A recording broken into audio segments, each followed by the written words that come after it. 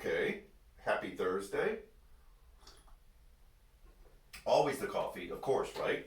Couple things to bring to your attention before we jump into the liturgy for today. We are in person on Sunday and virtual live stream, of course. We're starting a new series on what does it look like to develop a mastery, a skill set in our spiritual life. Very practical. There'll be some useful things that we are going to present that will allow you to really begin to understand and work on your own spiritual life. Not only are we in person, but our children's area is open for in person too. We opened this past Sunday. We had a handful of kids. They were so thrilled to see each other. So if you feel comfortable, we're doing all the distancing things, then join us on Sunday.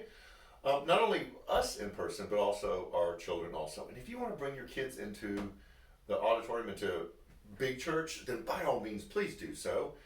We have several times throughout the year where we gather together with no childcare.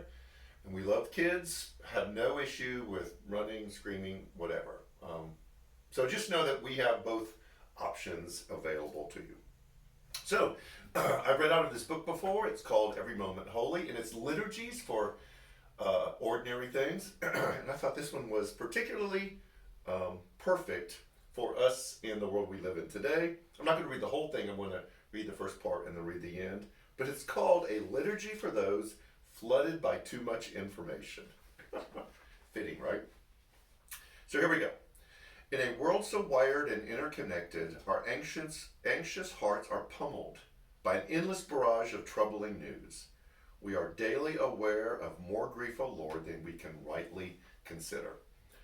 Of more suffering and scandal than we can respond to, of more hostility, hatred, horror, and injustice than we can engage with in compassion.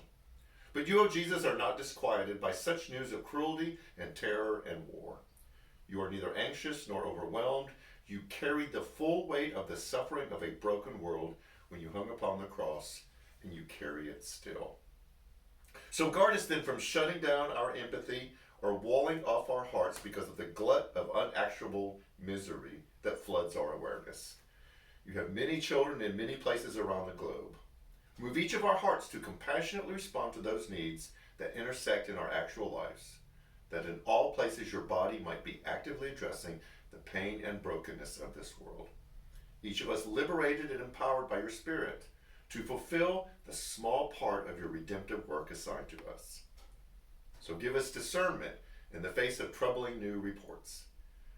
Give us discernment to know when to pray, when to speak out, when to act, and when to simply shut off our screens and our devices and to sit quietly in your presence, casting the burdens of this world upon the strong shoulders of the one who alone is able to bear them up. Amen. So, may you find a world that you can step into and make a difference.